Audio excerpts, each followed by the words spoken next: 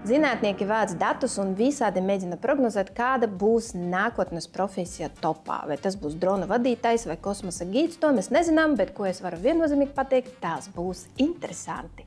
Jo mana bērnība, piemēram, visi gribēja kļūt par ārstiem, skolotājiem, ugunsdzēsiem, policistiem. Neviens nesapņoja kļūt par satura veidotāju, jo tādas profesijas vienkārši nebija. Un būtu garlaicīgi, un šodien mēs nesēdētu studijā kopā ar Lasmuts! Ja šeit būtu auditorija, te būtu aplausi! Un tieši šodien atklāti ar Annu, es ļoti ceru uz godīgu un atklātu sarunu, mēs varēsim iepazīties ar influencera profesijas aizkulisēm. Varbūt dažos vārdos. Kas tu esi? Mazums kāds nepazīst. Mošs, jā. Nē, visdrīzāk. Bet šobrīd es esmu satura veidotāja full-time, bet es esmu satura veidotāja ar izglītību. Jā, es esmu zobārsta māsiņa arī, bet šobrīd par to nestrādāju un virsroku ir ņēmusi satura veidošana pilnībā manai dzīvei, un es to ļoti izbaudu. Man patīk tas, ko es daru. Esmu cilvēks, kas nodarbojas ar to, ko viņš mīl.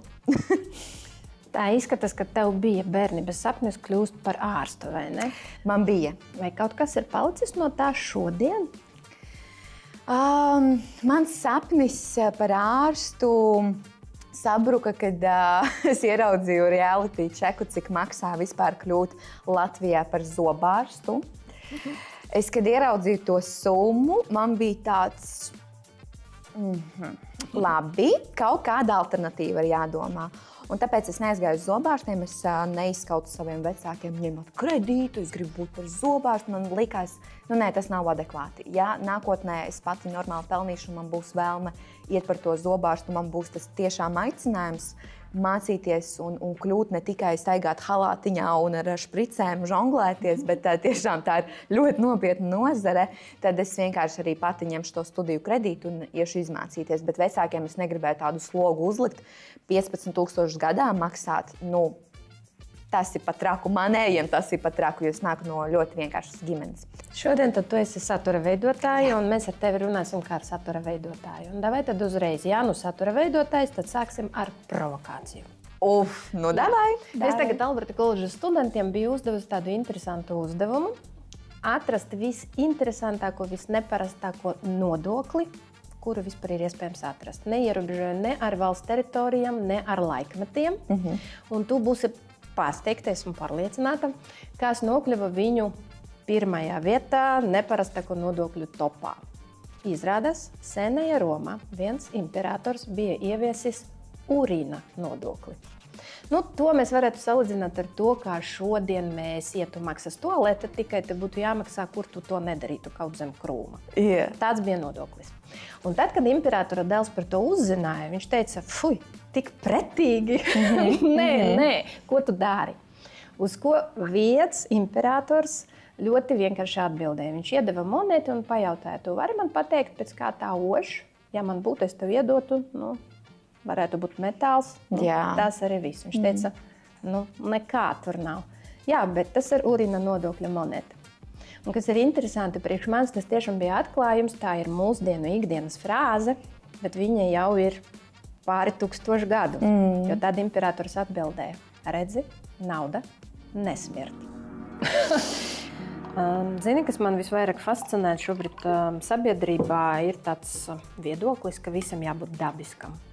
Un tajā pašā laikā ir ļoti liels spiediens no dažādiem glances žurnāliem, televīzijas, filmām, īstenībā no tā paša Instagrama, kā tam dabiskumam vajadzētu izskatīties. Un tad mēs nonācam tādā strupceļa, ka mūsdienas medicīnas tehnoloģijas ļauj tev izskatīties atbilstoši gaidītajam standartam, ko tu esi iedomājies. Un tas tā kā ir norma.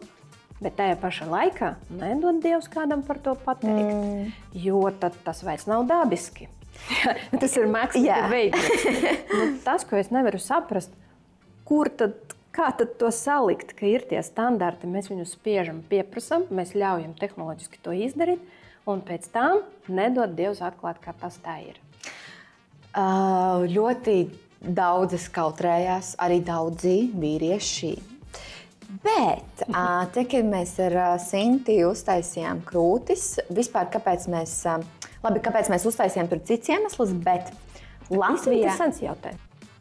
Tu varētu pateikt, tas bija tavs dziļais, iekšējais pieprasījums, vai tas tomēr bija kaut kāds ārējais sabiedrības spiediens?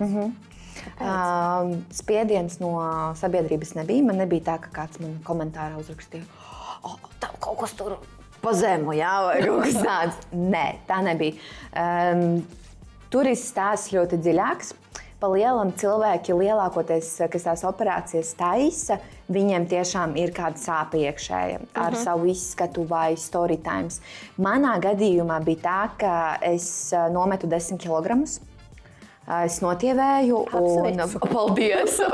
Vienkārši tas bija ļoti stengāti. Kaloriju deficīts. Protams, man tur arī ir ar ēšanas traucējumiem bišķiņ temati un tā tālāk, bet pa lielam es tiku uz pareizā ceļa un tas bija kaloriju deficīts. Bet manam ķermenim bija tā, ka, kad tu notievē, man nevis samazinājās krūtis, bet viņas nolaidās. Un tur neko nevar izdarīt. Protams, ir lietas saistībā ar savu izskatu, augumu un tā tālāk. Tu vari kaut kādas aprises dabūt ar džimu, nezinu, ar pareizu ēšanu, ar pareizu dzīvesveidu. Bet ir lietas, kuras tu nekādīgi nevari ietekmēt, un tev ir jāvēršās pie ķirurga. Un es jau zināju, ka es tā kā gribu kaut ko ar krūtīm izdarīt, jo es vienkārši pati kaila nejūtos komfortabli. Tas nebija par to, ka es kādam gribu izrādīties vai kādam tā kā būt dievietes sieviete. Tas bija tīri mans iemesls. Es sev pajautāju jautājumu, vai man tas ir ok. Man bija tāds nē. Un konfidentes biju arī ar tādām krūtīm. Šobrīd nav tā, ka es ilgu krūtis, man ir traki kaut kas pamainījies, jo tāpat tas ir darbs stila ar tevi, tas, ka tu ieliks krūtis, bet tev galvā nebūs viss kārtībā, tas neko neatrisinās.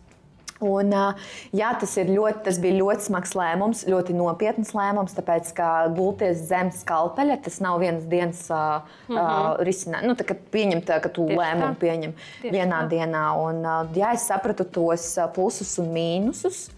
Vai es tiešām esmu gatava tādam riskam, tāpēc, ka ir pastāvā iespēja, ka tev nepieņems implantu. Tu nezini. Tu nezini vienkārši. Un tad tu izvērtē savu vajadzību tam, kas tev var sagaidīt, ka tu to izdarīsi. Tāpēc, jā, es diezgan jaunā vecumā to izdarīju, un manā ķirurgs arī pateica, mīļā, pēc bērniem tev atkal ir iespēja, ka krūtis nolaidīsies. Jo man bija pacelšana, un ne tikai, ka man ielika implantu, un tā ir ļoti sarežģīta operācija. Jā, un man bija tāds, ok, tad es arī taisīšu otru reizi. Vai bija tā vērts? Jā. Tu esi apmierināta ar sevi? Jā. Mainījies pašsajūtā? Pašsajūta, jā, arī tas koptēls ir ļoti, es teikšu, proporcionāls. Tas, kā es izskatos, te visi lauri manam ķirurgam, viņš arī man nespieda, ja es gribēju kaut ko lielākas, viņš teica, Lasma, nē. Tev nevajag lielākas, jo mums vienmēr ir dāmā, ka mēs kaut ko sākam ar sevi darīt, ar mākslīgo skaistumu nodarboties, tad gribās tā tendence vēl gribās. Viņš man pateica, jā, ar lūpām ir tieši tas pats. Un viņš man vienkārši pateica tos griestus, mīļā, tev neies klāt tas tilpums, un es arī izvēlējos. Ko es tev gribēju pajautāt, kāpēc es tev to stāstu, un kur ir tā provokācija? Tu kā satura veidotāja, vai tu jūti atbildību par to, ko tu runā ēterā, vai tomēr nauda nesmirt, jo es taču gribās? Jā, protams, pirmais, ko es gribu pateikt, mums ir jādomā, ko mēs runājam. Es ne tikai par sevi, par citiem influenceriem, cik nav bijuši keisi, kad kāds kaut ko ir ne to pateicis, kā viņam uzbruks publika. Insane. Man nesen arī bija case viens, kad es vadīju podcastu un es izstāstīju situāciju, kur es tā kā pārkāpu likumu, ceļa satiksmes likumu. Bet es to izstāstīju, lai vienkārši parādītu cilvēkiem, hei, es arī esmu cilvēks. Protams, jā. Tas ir tikai normāli. Un, es negribu izlikties, ka es braucu uz 50 tikai un viss man buvēt visādas situācijas. Lūk, un es izstāstīju, protams, izgriezums ir uztaisīts un valsts policija komentāros sveiki. Ar tādām sekām arī ir jārēķinās mums kā viedokļu līderiem un tā tālāk. Tev vienkārši ir jāsaprot tas un jārēķinās, kad kādam, kuram nebūs slinkums, par tevi runās. pievērsīs uzmanību vai kādās problēmās tu iesmērēsies. Bet man savā darbībā saistībā ar reklāmām un par apmaksātu saturu, mana, teiksim, tāda metode, kā es strādāju, es zinu to, ka es nebūšu reklāmas baneris. Tas ir izslēgts. Es reizēm uz saturu skatos savu tādu prizmu, ka es arī esmu tā kā patērētājs, un man, piemēram, riebjās, kad influenceris visu reklamē pats pēc kārtas. Es jau apmēram arī zinu, ko mums visiem piedāvā, jo tie sadarbības piedāvājumi iziet gandrīz caur mums visiem. Un es, kad redzu, ka viņš ir paņēmis to, man zūd vērtība, jo startā mans profils ir par to, ka man vienkārši patīk veidot saturu, man patīk radošie procesi, man patīk iedvesmot cilvēkus un kādam varbūt izmainīt dzīvi vienkārši ar savu piemēru, ar to, ko es daru. Jo pa lielam tas viss aizsākās ar to, ka es gribēju savu brīvo laiku nosist. Man jau no bērnības ir telefons pie rokas, YouTube kanāls man arī bija, par kuru man ļoti liels kauns, bet mēs kaut kur sākām. Es tur maziņa, tas pirms 10 gadiem tur bija ļoti, ļoti smieklīgi vidžiki. Bet startā mans profils, es zinu, ka ir kaut kāda pievienoto vērtību, un tā nav nekāda ne televīzijas platforma vai vieta, kur tagad iebāzt reklāmu, un kad tik pārdot, es ļoti novērtēju savu auditoriju, ko jūt mani sekotāji. Mani sekotāji, es viņus mīlu un dievinu, jo tiešām negatīvi komentāri ļoti maz, un tā publika, kas man seko līdzi, es jūtu, ka tie ir tie, kas ir ar manu mindsetu, tie ir tie, kuri redz manī kaut ko es viņiem vēlos iedot, un tāpēc es arī esmu lojāla pret viņiem, kad es neņemšu reklāmas tikai tāpēc, ka man vajag naudu. Bet pasaki, vai tu varētu reklamēt produktu, kuru nelieto pati? Nē. Tu obligāti šādu produktu lieto? Jā. Vai tiešām visus, ko tu reklamē? Cik es atminos, jā.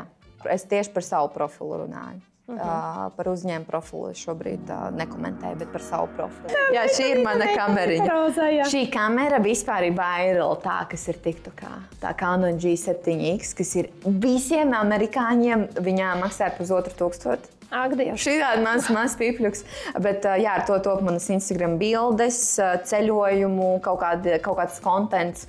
Viņa man ļoti palīdz manā ikdienā. Tāds ļoti mana labā roka, lai būtu kvalitatīvs kontents. Jā, es tev piekrītu par kontentu, bet tu filmē ar tālruni arī? Es šobrīd tikai ar telefonu filmēju. Jā. Ar kameru es vēl nezinu, vai es gribu tādu laiku ieguldīt video ar kameru. Jā. Bet viņi arī var filmēt. Var arī filmēt? Jā. Okay. Man interesē, kādā pamēģināsim, paskatīsimies, kas mums te ar gaismu vispār darās, bet tu droši uzdot man jautājumu un es mēģināšu. Tu zini, turpinot šo sarunu, ja jau tu esi tik atklāta tiešām, viena lieta, ka es nevaru saprast, kāpēc cilvēki to dara, bet mēģina mainīt kaut kā savu izskatu, bet otrais, kas man tiešām ļoti interesē, kāpēc? Es gribētu teikt tieši kāpēc. Kādēļ tu par to tik atklāti runā? Jo visi slēp, jo redzē atkal tas dabiskums, lai it kā ir dabiski, jo ja nav dabiski, tad sabiedrība uzreiz to nepieņem.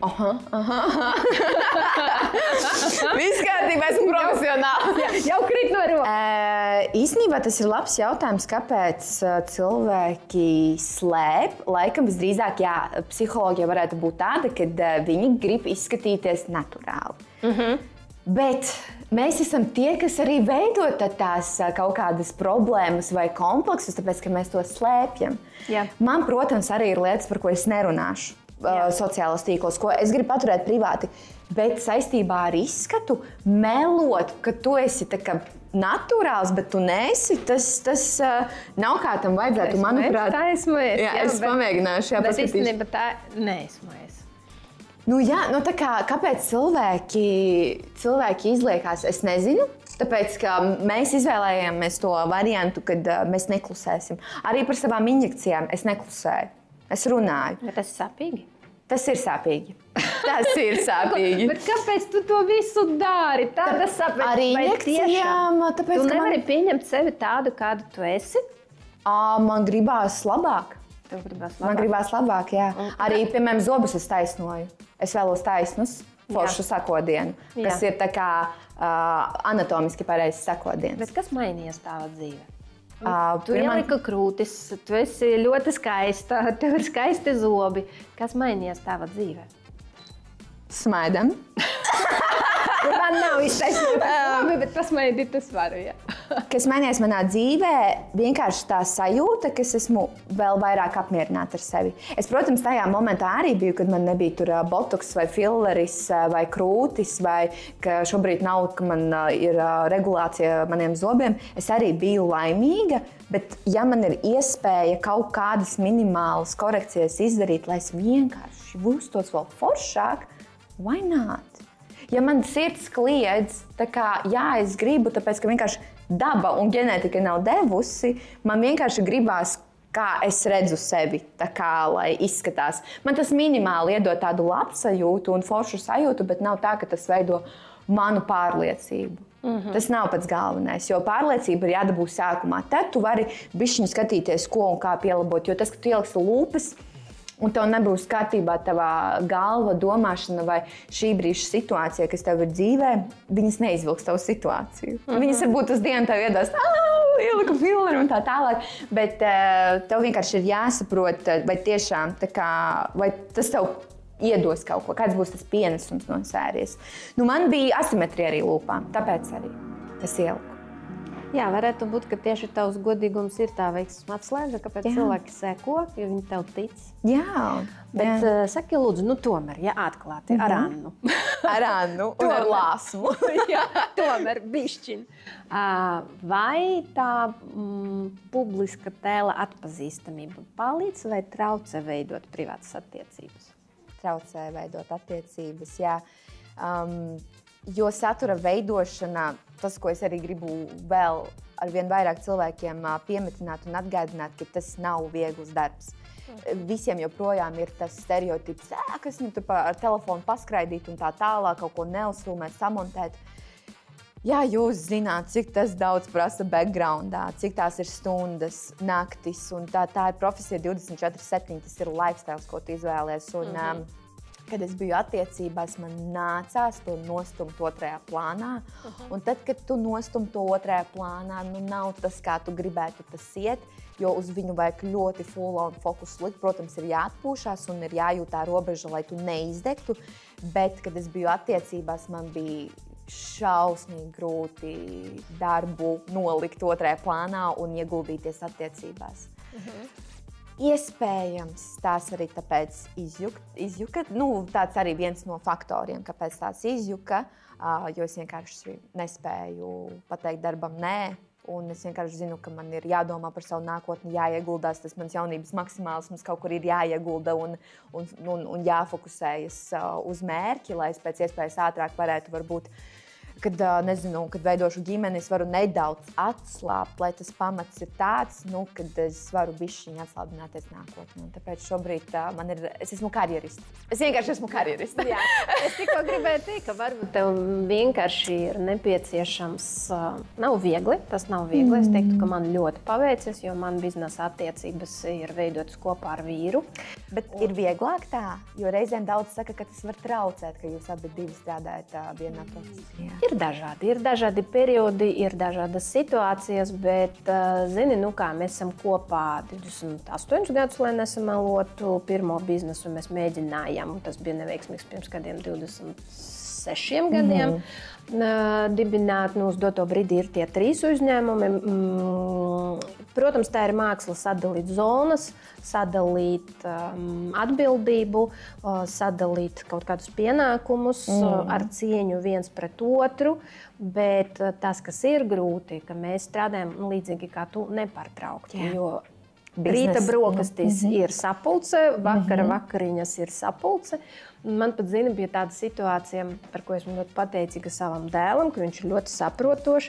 Vienu vakaru atnāca, un mēs tur jau paēdam, izmazgājam jau tur traukus, visu, un pēkšņi pienāk bērns, tā ļoti pieklājīgi pieskaras pie manis.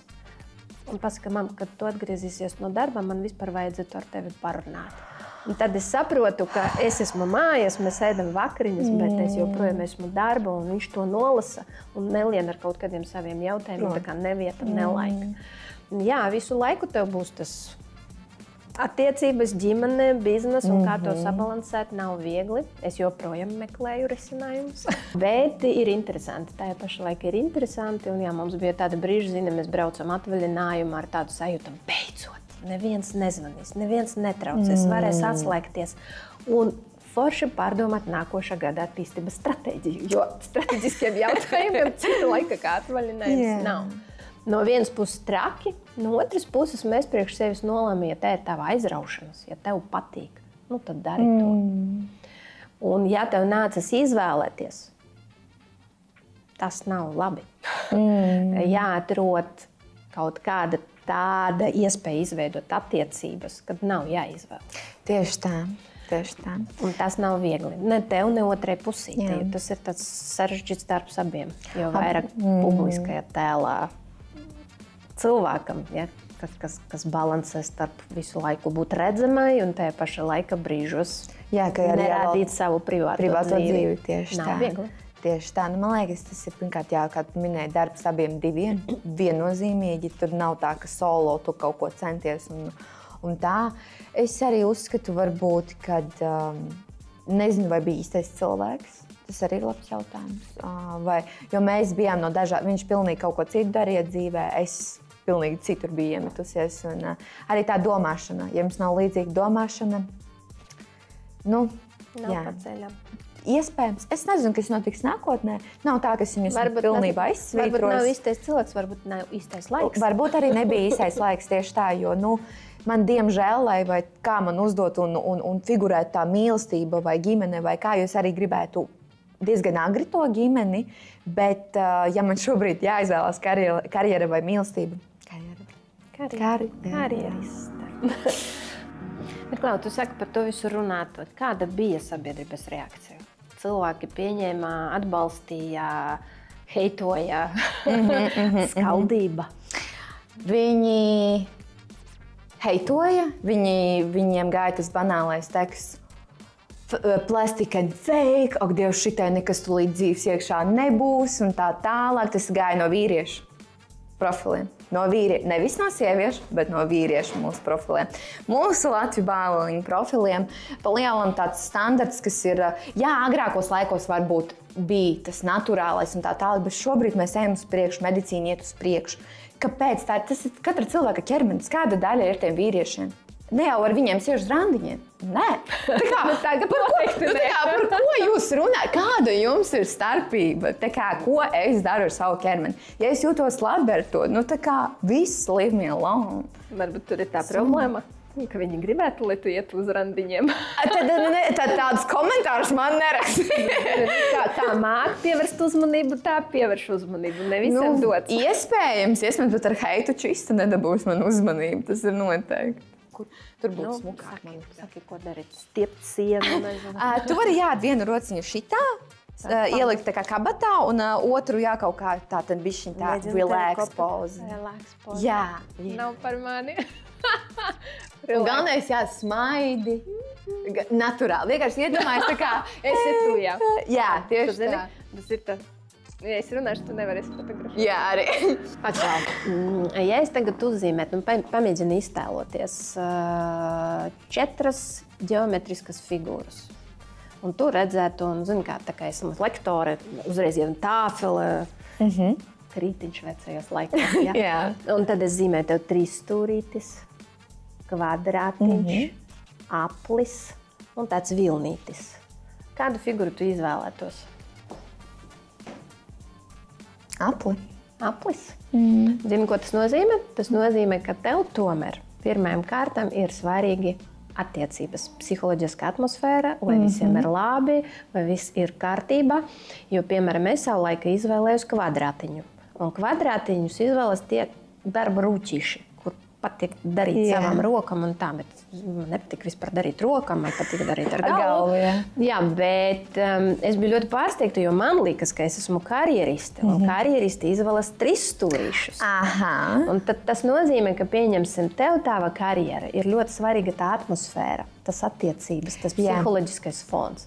Mana darba un mana karjera ir ļoti svarīgi, ko es daru. Tie paši darbi, tad, ka tam ir jēga, ka tam ir nozīme un tas pats process. Nevis tikai amata dēļ vai tavā gadījumā sekotāju dēļ. Zini, ko es gribēju pajautāt? Tad, kad tu vispār kurā brīdī tu saprati, ka tas vairs nav hobijs, bet darbs? Laikam, kad sāku tā konkrēti labi pelnīt ar sadarbībām. Jā, ar reklāmām man likās... hobiju var Tas kaut kāds apzināts lēmums, un viss tagad tā būs mana profesija, mans darbs. Tas bija tas dabisks process. Tas bija organisks, jā. Tas bija tā ļoti, teiktu, pakāpeniski gāja. Man nebija tā, ka viena diena, esmu slavena. Tā nebija. Tas ļoti pakāpeniski gāja, bet vienā momentā tas jau bija nevis stratēģiski, bet es vienkārši vienā brīdī sapratu, ko es pie velna daru. Tu vienkārši vari veidot saturu, likt tiktokus un tā tālāk, bet man patīk, ja ir kaut kāda jēga tam. Man patīk atdoties, ieguldīties, ja tam ir kaut kāda jēga. Un bija viens posms pēc tieši BT šova. Šautauts Elīnai ar Ļošu. Un pēc tā šova es saliku pāris zobratiņus savā galvā, ko es gribu ar tiem sociālajiem, ko es tagad no tā šova paņemšu, kāpēc es pieteicos vispār.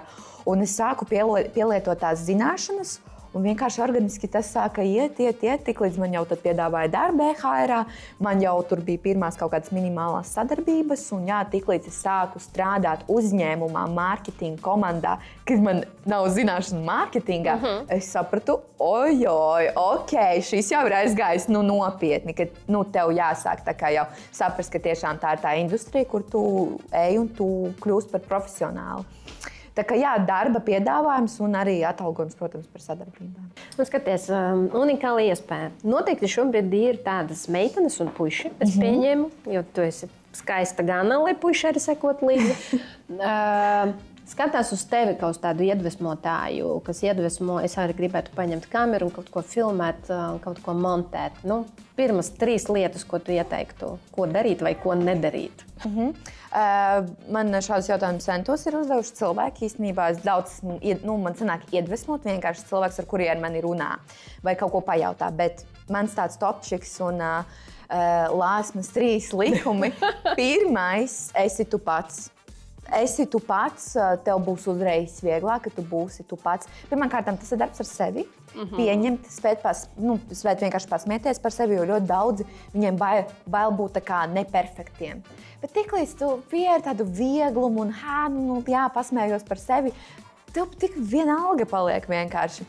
Otrā lieta ir neattaisnoties tikai tāpēc, ka tev nav krutākais iPhone vai krutākā vieta, smugs dzīvoklis un tā tālāk. Tie ir vienkārši attaisnojumi. Es sāku kojās. Man bija kauns, ka es dzīvoju kojās, bet es atradu stūri un vienkārši fake it until you make it. Man bija smugs skats un es cilvēkiem neteicu, kur es dzīvoju. Es vienkārši tur filmēju video. Un es varēju iet raudāt un teikt, ak, Dievs, es dzīvoju kojās, man vajag dzīvokli, lai sāktu veidot saturu. Ja man kaut kāda reklāma bija jāfilmē, es paņēmu vienkārši viesnīcu un uzfilmēju reklāmu un nopelnīju naudu. Tā kā domāšana, vienkārši domāšana. Un trešais, sākotnēji nedomāt par naudu un par to, cik tu pelnīsi, un atbildēt vienkārši uz jautājumu, vai tu to darītu arī pa velti. 1-2 gadus. Ja tev atbild ar nē, tad tev nevajag šeit līst. Ja es tev uzaicinātu kā vieslektori pie mums, jo mums Alberta koledžai ir studiju programma Digitālais mārketings, un viņam ir arī influencer mārketings, un tāpēc man interesē, vai tu atnāktu dalīties ar savu pieredzi, vai tu varētu? Jā, pa savai tēmai es varu. Kad es jūtos tā kā speciālists. Jo man arī darbā ir bijušas reizes, kad man ir jāapmāca cilvēki, vai arī jādod kaut kāds point of view un savs redzējums par konkrēto video. To es esmu jau darījusi. Tāpēc par to man būtu mierīga sirds. Protams, tas būtu tāpatās izaicinājums priekš manis, jo tā ir koledža un tā nav tā, ka es kaut kur esmu atnākusi savā komfortā zonā un visi uz tevi skatās kā uz profesijas pārstāvi. Tas ir tāds, teiksim, atbildīgs amats. Bet jā, es laikam pamēģinātu. Mierīgi, es parūpēšos, lai tas notiktu. Labi. Jo es domāju, ka arī studentiem būtu interesanti. Jo man ļoti patīk arī darboties ar jauniešiem. Baigi. Alberta koledžā jauniešus ticu, ka ir forši. Viss sarunāts. Pagaidām, šī deal. Un man ir video pierādījumi, ka tu solīji. Sarunāts. Nākamreiz tiekamies, kad es būšu profesora vietā Alberta koledžā. Tu būsi sava vieta. Tu būsi eksperte. Labi, es nebūšu profesora. Tu vari, bet tad jāizmācās vēl ekonomikas un kultūras augstskola un tālāk. Garš ceļš. Aiziet. Un kāda ir sajūta, ka tu filmē un rezultāta nav? Graujoša. Graujoša, jo sociālajie tīkli redz cilvēks, kas iet studēt, viņš zina, viņš pabeigs studijas un viņam būs darbs. Ar satura veidošanu ir tā, ka tu dari, pēkšņi TikTokam uznāk modsvings kaut kāds.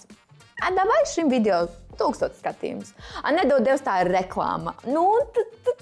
Tur ir jādomā, ir jāprognozē, un ļoti ir jāiedziļinās un jāpēta gan TikToks, gan Instagrams. Tev visu laiku jādzīvo tajā vidē, lai vienkārši sagremotu šīs situācijas un neapstātos. Ir bijušas vairākas reizes, kad gribās padoties, jo tiešām tas algoritms šogad anormāli TikTokam mainījies. Es nezinu, kas viņam notiek, bet viņš šobrīd triktīgi izaicina satura veidotājus un nacijā, kuri padosies.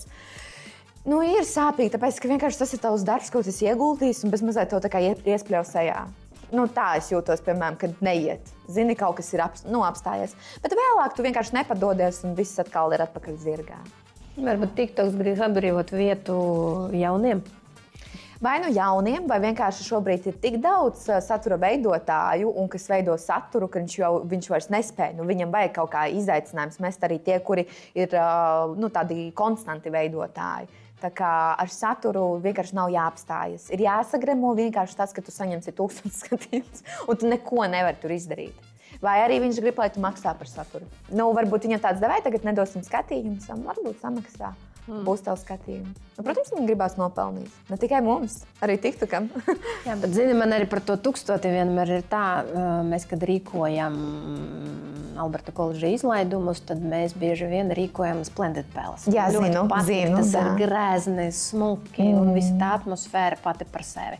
Es nezinu, cik skatītāji tur ir, kaut kā 1000 noteikti. Es domāju, ka varētu būt pat mazāk. Tu savāc veselu zāli un esi neapmierināta. Jā, ja mēs skatāmies realitātē, pielīdzinām, protams, 1000 ir ļoti daudz, bet tā mūsu matemātika, teiksim, sociālās tīklos. Tā matemātika, protams, the end of the day mēs esam pateicīgi arī par to 1000, protams, bet mums arī jādomā tas, ka jābūt cipariem. Lieliem cipariem, jo 1000 var jebkurš savākt sociālos tīklos. Bet konstanti labus ciparus, tas jau ir darbs un zināšanas. Noteikti. Jā. Noteikti. Kā es vienmēr saku, jā. Man īstenībā pārsteidz, laikam jā, tas ir tas, ko cilvēki redz, un ja tu nevienu reizi neesi mēģinājis to darīt, tad tev tiešām sajūta pamodas, izdzera kafiju, to pafilmē, forši un nauda nāk, jā. Un vispār man patīk tas stereotips, ka freelancers pati sevi nodarbina un forši tu vari strādāt, kāda gribi, kur gribi strādāt kafejnīca, gribi strādāt pludmalē. Tas, ko cilvēki neredz, ka īstenībā tu strādā gan kafejnīcā, gan pludmalē, un tas ir tā kā nepārtraukts process. 24/7, 365. Neapstājoties. Tādas tā kā rekomendācijas tiem jauniem influenceriem, kuri grib vai negrib. Es teiktu, viss ir jūsu rokās pa lielam, un ja tavās rokās ir kā tu vienkārši pasniegsi to visu. arī viskrinžāko, vissūdīgāko video. Nu, tā kā no tā ir tas atkarīgs. Pirkt sekotājus. Nē. Kāda jēga? What's the point? What's the point? Atklāt savas kļūdas publiski. Jā. Reklamēt produktu, kuru pati neizmanto. Nē. Publicēt sevi bez filtra un makiāžas. Jā. Sadarboties ar citiem satura veidotājiem. Noteikti. Jādraudzējās. Veidot motivējošos video vai rakstīt motivējošos postus tad, kad paši galīgi garām.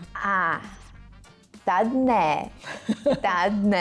Protams, tad, kad man nesen bija, kad es ar Covid noliku, es neteikšu jutos, wow, jā. Bet es iekšēji vienkārši to situāciju izvilku tā, ka tas ir motivējuši gan citiem, gan sev. Tāpēc laikam jā, jo tas arī palīdz tev. Jā, pašmotivācija. Jā. Okay. Izmantot mākslīgo intelektu, lai sagatavotu savu saturu. Nē, mīļie, mums ir pašiem galvas pleciem, tā kā nē. Es mēģināšu pēc kadra tevi iedvesmot, kāpēc, jā? Labi, ok, nevaru sagaidīt. Izslēgt telefonu uz veselu nedēļu. Man bail būt, honestly. Nē. Labi. Paldies tev. Es ļoti daudz ko interesantu uzzināju, daudz ko iemācījos. Īstenībā uz dažām lietām pat mainīju savu viedokli. Wow, man prieks. Tāpēc prieks vienmēr tikties ar interesantiem cilvēkiem. Es tev sagatavoju arī mazu dāvaniņu.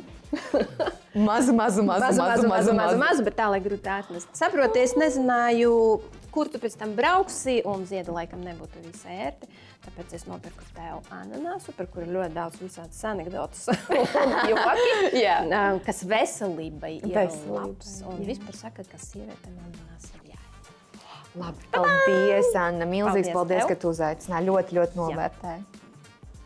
Liekam sirsniņus klāsmai. Un arī Annai. Ir jāņem piemērs no tevis. Skaists. Super. Jāņem piemērs no tevis, un man prieks vēlreiz šeit atrasties un kopā ar tevi diskutēt. Paldies. Atā! Tadā!